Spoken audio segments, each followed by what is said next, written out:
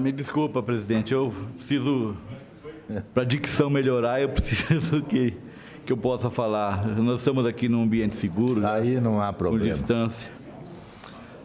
Como eu queria falar dessas 6, como eu queria dizer as coisas, mas eu, na função de relator, eu tenho que me resguardar de algumas opiniões e deixar para colocar isso no papel. Boa tarde, senhor presidente, colegas vereadores, senhores munícipes que nos assistem, bauruense. Eu vou requentar um assunto aqui. Semana passada, eu tratei aqui sobre os restaurantes. E embati com o prefeito durante a semana inteira, tentando argumentar e expor para ele a quantidade de estabelecimentos que estão à beira da falência. Essa é a grande verdade.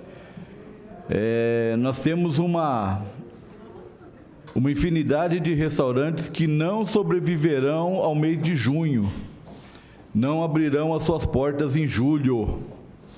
Uma cidade tipicamente comercial, onde as pessoas vêm para cá a trabalho, vêm para cá resolver negócios, precisam se alimentar, e nós temos os restaurantes fechados. O que me deixa abismado, né? São exatamente que tudo é baseado, né? Tudo nessa prefeitura é baseado em estudos científicos. Tudo aqui são milimetricamente calculados, né? Os movimentos são friamente calculados. E eu acredito que o coronavírus deve ter preferência para almoçar em restaurante, né? Porque foi a única atividade que a partir de amanhã não pode abrir nessa cidade. Aliás, permanecem as academias fechadas também, né, vereador? Então, nós estamos vendo um verdadeiro disparate, né? Enquanto nós temos ônibus lotados ainda, sem higienização, sem distanciamento, ambiente fechado, não aumentou a frota. Eu fico pensando assim, né? Qual que é a força dessa empresa de ônibus, né? Qual é o tamanho dessa empresa de ônibus nesse governo? Porque ela consegue diminuir o seu efetivo de veículos, ela consegue colocar os ônibus no horário em que interessa para ela e não para os munícipes, e continua abarrotado, e não há fiscalização e não há nada. Não vou nem falar de supermercados, porque já é falado, né?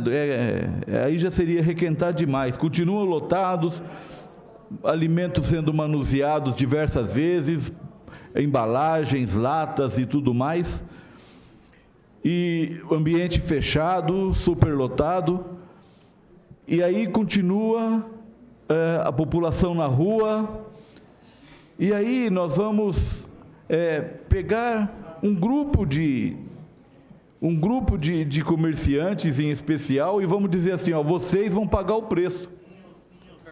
Essa é a grande verdade. O que a gente tem percebido? Que ao invés de se superar problemas, é mais fácil proibir. Eu não sei como eu vou resolver isso. Eu acho que está no momento agora de maturidade.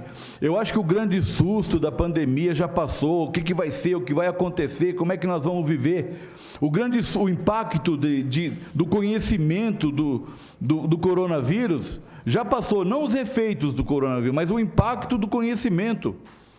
Eu acho que agora já é a hora, então, de começar a trabalhar as situações.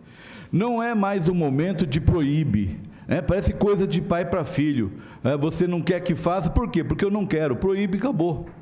Não é assim. A população precisa trabalhar. Nós temos uma infinidade de estabelecimentos comerciais que servem alimentos hoje, preparados, todos eles estão prontos, com cadeiras distanciadas, com mesas distanciadas, tem pessoas para servir, ou não é mais o self-service, não é a pessoa que se serve, higienização, uso de máscara dentro do possível. E por que não pode, então, o restaurante funcionar? A maior parte do período em que o restaurante trabalha é na área interna. A maior parte do tempo é preparando alimentos, é preparando o que vai ser servido. As pessoas ficam por 2 horas, no máximo ali, quando muito, se alimentando. Então, mais uma vez, nós vamos prejudicar uma grande parcela da economia. Eu estava conversando com um colega que trabalha num restaurante e ele disse que a cozinheira saiu de lá chorando porque ela tinha sido demitida. E ele falou: eu sou o próximo, porque eu fico aqui no estacionamento cuidando dos carros, e aí vão os garçons, e aí vão outras pessoas. Uma economia que vai sendo arrastada para o buraco. A Bíblia diz que um abismo chama outro abismo. E parece que é exatamente isso que está acontecendo nessa cidade. Um abismo sendo o precursor de um outro abismo. A população hoje vai perdendo os seus empregos, vai perdendo a sua colocação de trabalho, e, ao pouco, nós vamos perdendo também o valor econômico da cidade. O que é pior de toda essa situação é a sensação de injustiça. É a sensação de você ver que algumas atividades que geram talvez a mesma aglomeração ou talvez uma aglomeração maior, continuam trabalhando, continuam fazendo as suas coisas, enquanto restaurantes já consolidados, com mais de 25 anos, mal conseguem sobreviver. O delivery, ele não vai fazer com que os restaurantes sobrevivam. Ele não é suficiente para pagar as contas. Vender marmitex não é o suficiente para quem tem uma estrutura, para quem tem funcionários, para quem tem aluguel para pagar, para quem tem impostos a pagar, para quem tem fornecedores a pagar. Então, eu venho mais uma vez, talvez essa seja a última oportunidade, né, de tentar comover, esse é o ponto, porque parece que explicar, desenhar não adianta mais. A gente vai precisar comover, né, o prefeito para que ele realmente olhe, não é só para os restaurantes, mas para outras atividades que estão paradas desde o início da quarentena. Pessoas que estão há 90 dias que não trabalham, que não abrem as portas, ou se trabalham, fazem um subfaturamento, que mal paga as contas. Eu ouvi de donos de restaurante assim, é melhor não abrir, porque a despesa fica menor se eu não abrir.